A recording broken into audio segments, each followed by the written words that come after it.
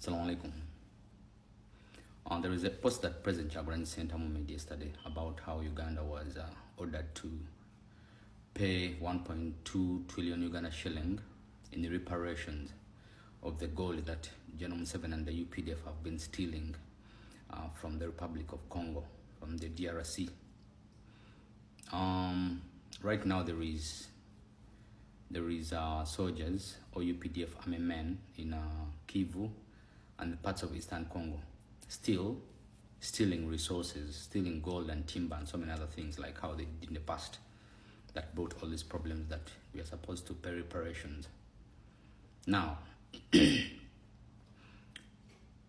Uganda was supposed to be given the deal that was supposed to go to Haiti to keep peace in Haiti. That deal had $300 million US, and at the end of the day, the deal was given to Kenya. Kenya doesn't have so much experience in combat like Uganda, because Uganda has been involved in so many wars around the region. But the fact that President KYAGULANYI SENTAMU has at least tried to bring it to the attention of the State Department that, you know what, using the UPDF army, using the American taxpayers' money, Museveni has suppressed the freedom of speech and also freedom to rights in Uganda. So when Museveni failed to get the deal to Haiti, now they are resorting to stealing gold in Congo. Now, this has brought a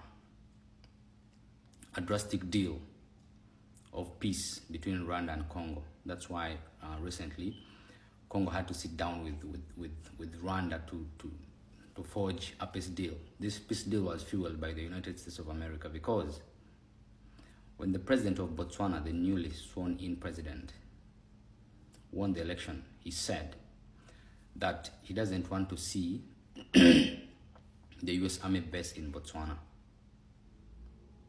So, Museveni and his thieves are being chased out of Congo right now, because the US 4 years ago had planned to set up a base in Congo. But the fact that the peace deal was doctored between Rwanda and Congo, and on the other side, in Botswana, the base is being chased away, they can't take it to Djibouti. Now, the best thing of interest right now is to accelerate Museveni's leaving of Eastern Congo, like how other countries left. Tanzania left, Kenya left, and we all saw this. Then the base that is in Botswana be transferred to Congo immediately. That's why they drastically closed that peace deal between Rwanda and Congo. It is so deep, and right now, General Museveni is still stealing gold in Congo. This is to increase foreign earnings, because he has disenfranchised Ugandans. There's no production in Uganda, and there is nothing to export. So what does he do? In the name of fighting in Congo, he keeps the army in Congo. But right now, there was a peace deal that was reached, so there is no more fighting in Congo. The M23, the M23 have withdrawn from the battle, from the fight, from the war. So automatically Museveni also has to leave. This is going to give more space for the Americans to set up their base. In the reparations, in the first time, Uganda was told to pay $200 million, which they did not pay in time, and it went to $300 million. Now it's more, because it keeps on adding interests. Right now, 1.2 trillion Uganda shilling. So this is the money. They went in a deal with Congo for Uganda to construct roads in Eastern Congo. This was the plan, but they did not disclose this to Ugandans. That's why Katumba Amala came out and said, we're going to be constructing roads in Congo. But this was a deal between the two governments.